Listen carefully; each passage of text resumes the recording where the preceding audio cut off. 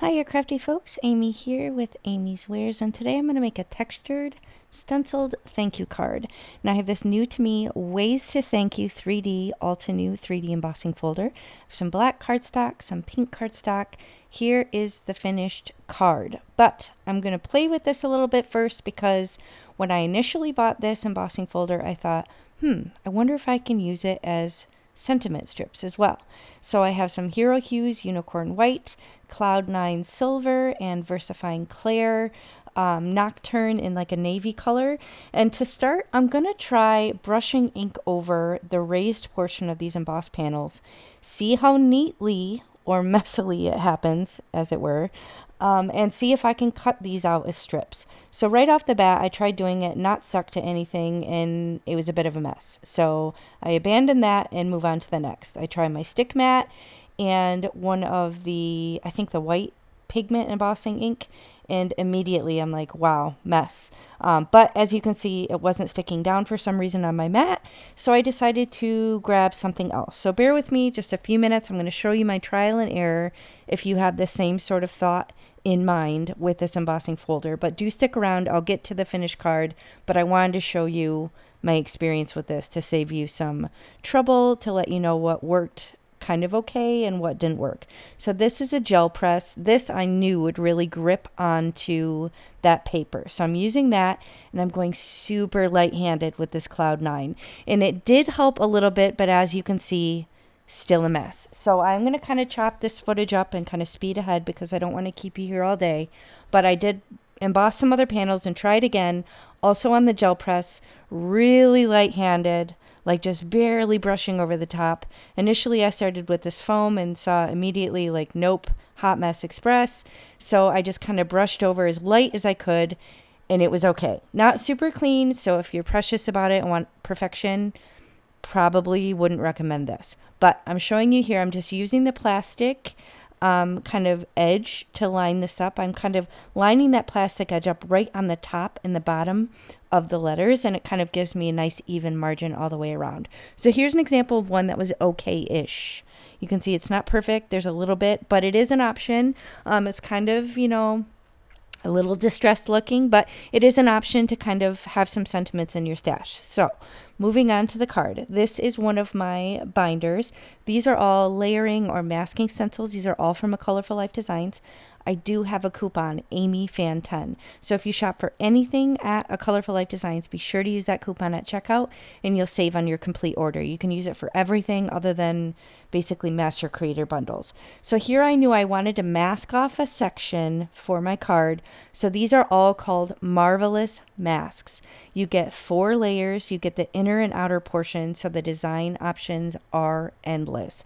This is the Marvelous Masks postage stamp 2-inch. So you can see it has that really cool postage stamp edge. And I'm just going to use this, I believe it's the second from the largest, maybe, I'm not sure, of the 2-inch. And I'm just lining this up, and I'm going to do some ink blending in this opening. So as you can imagine, with the masking layers having the inner portion, you have endless possibilities for these Marvelous Masks. If I remember, I will try and link, I think I have a playlist with these or with masking stencils to give you some inspiration, but I'll try and remember to link that below. If I forget, let me know in the comments. But I'm using my Rabbit Hole Designs blending brushes, and I'm just using residual ink. This would be like Catherine Pooler ink in some pinks and purples and teal, and I want to put a critter on there of some sort or something from my critter binder. So I'm flipping through. Initially I'm thinking like, maybe these are not going to be right. They're all kind of a little bit too kiddish. And as you saw, I did end up going with a heart. So stay tuned. Just going to flip through my glorious binder here. This is my storage solution. As you probably know, I have one for sentiments, I have one for sentiment strips, and this is my one for critters. So these are stamped and cut out critters or objects that are ready to go, and I have them in baseball card pocket protector sheets.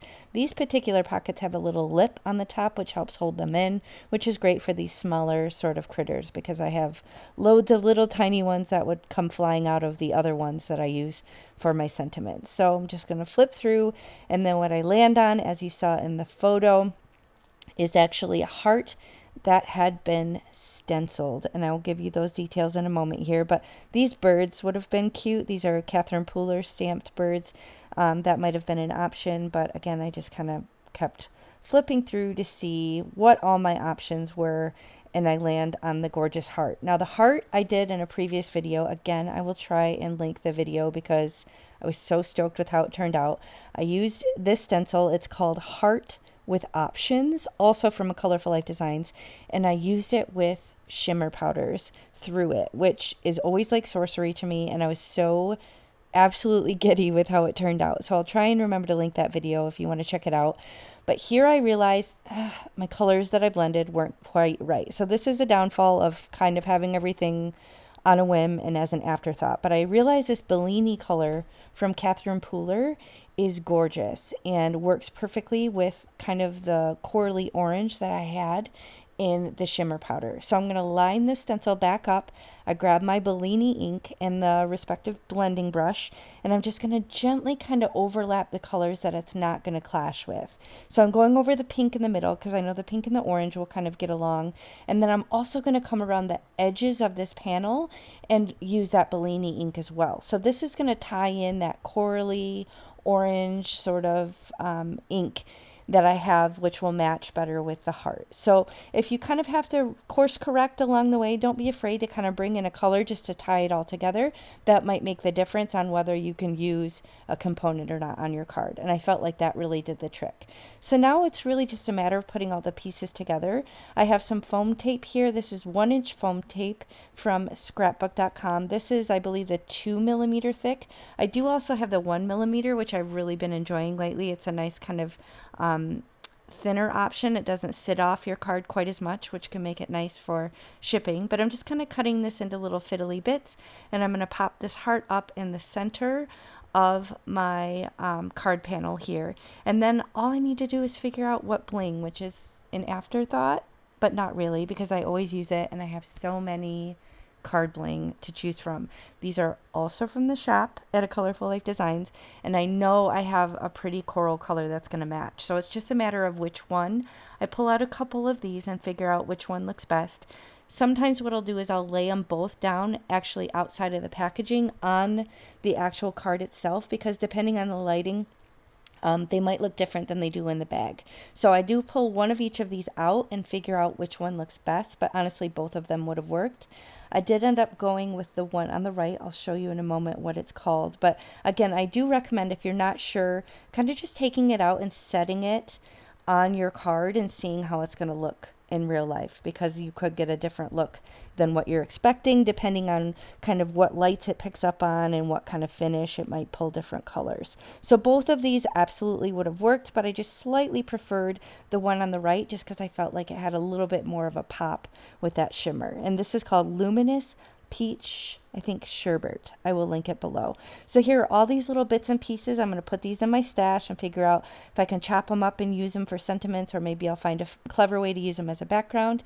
And here is the finished card. So it was really fun to pull together these pieces and try out these new things from my crafty stash, whether it's different inks that I have that are kind of new to me, or this gorgeous new embossing folder. So thank you so much for spending time with me. I'll link everything in the video description box below, and I will catch you next time.